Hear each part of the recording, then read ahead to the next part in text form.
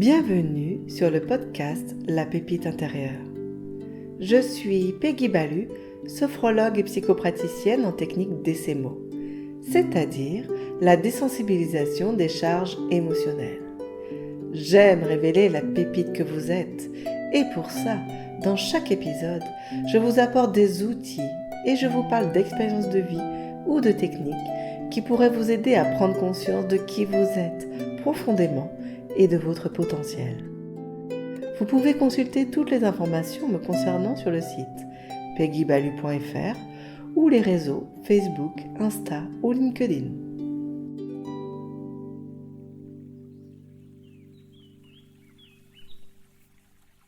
Aujourd'hui, j'aimerais aborder un sujet que l'on cache sous le tapis ou qu'on l'on évite souvent. C'est l'échec. Ce mot qu'on associe à la honte, à la peur et parfois même à la perte de valeur. Pourtant, il fait partie intégrante de la vie. Nous avons tous vécu l'échec et même des échecs. Alors, je vous propose de l'apprivoiser, d'oser le regarder autrement. Parce que oui, derrière nos ratés, nos détours et nos failles, il y a souvent quelque chose de précieux. C'est-à-dire un apprentissage, une opportunité qu'on n'avait pas vue et une facette de soi à découvrir. Et si finalement, nos échecs révélaient ce qu'il y avait de plus vivant et de plus vrai en nous ?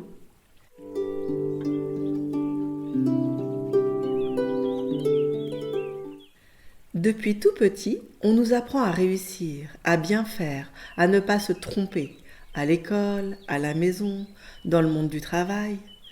Tout semble valoriser celui ou celle qui réussit du premier coup. Mais la vie, ce n'est pas une ligne droite. C'est une succession de directions, d'essais, de choix, d'élans, parfois suivis de chutes. Alors, pourquoi tant de gêne ? Pourquoi tant de peur quand on échoue ? Peut-être parce qu'on croit que l'échec dit quelque chose de nous. Et peut-être qu'il remet en question notre valeur. Mais non, l'échec n'est pas qui vous êtes. C'est juste ce que vous vivez à un moment donné. Il n'est jamais définitif.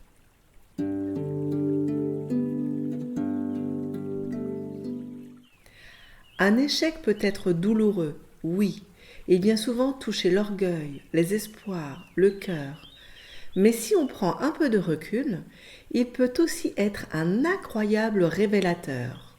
Il nous dit « Tu es allé trop vite, tu t'es éloigné de ce que tu fais de bien, tu avais besoin d'une pause, etc. » L'échec peut nous reconnecter à nos vrais besoins, à nos limites, à notre humanité. Il nous oblige à ralentir, à nous poser des questions.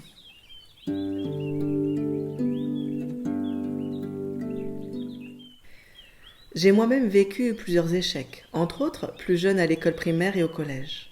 J'étais envahie par la honte, je me sentais nulle et je n'avais pas confiance en moi. Plus tard, j'ai compris que ces échecs n'étaient pas un point final. C'était un virage, un appel à faire autrement. Et c'est peut-être grâce à lui que j'en suis là aujourd'hui, à vous parler avec le cœur.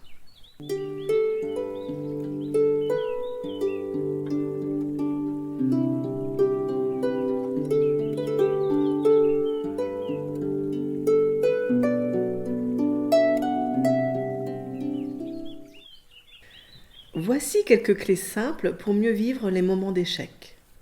Ne fuyez pas l'émotion, mais accueillez-la, nommez-la. Dites-vous, oui, je suis triste, oui, je suis déçue. Et c'est ok, c'est humain. Ramenez-vous à l'instant présent. Respirez, revenez dans votre corps. Le mental amplifie et dramatise. Le corps, lui, vous ramène au réel. Écrivez sur un papier ou un cahier ce que vous ressentez, ce que vous avez appris et même ce que vous feriez autrement. Parlez-vous comme à un ami, avec bienveillance. Feriez-vous preuve de douceur pour quelqu'un que vous aimez ? Faites pareil pour vous.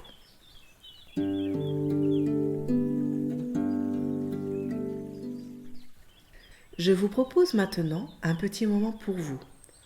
Installez-vous confortablement. Fermez les yeux si vous le souhaitez. Posez une main sur votre ventre, une main sur le cœur. Prenez une grande inspiration par le nez et expirez doucement par la bouche. Une autre fois, inspiration, expiration. À votre rythme, inspiration, expiration. Sentez votre respiration et en même temps répétez doucement: je suis plus que mes réussites, je suis plus que mes échecs, je suis un être humain, un être en chemin. Je m'autorise à apprendre, à tomber et à me relever avec douceur. Inspirez, expirez, puis rouvrez les yeux. Répétez cette guidance autant de fois que vous le souhaitez.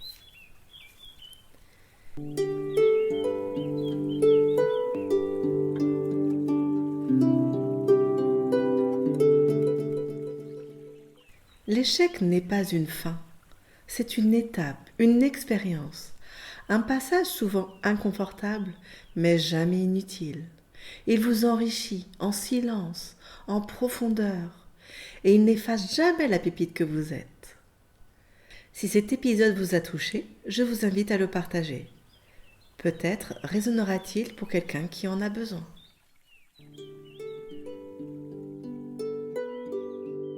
Si vous souhaitez aller plus loin, me poser des questions ou prendre rendez-vous, vous pouvez me retrouver sur le site peggybalu.fr ou sur les réseaux Facebook, Insta et LinkedIn. Rejoignez-moi dans le prochain épisode pour explorer ensemble comment nourrir et faire briller cette pépite. Prenez soin de vous et à très bientôt.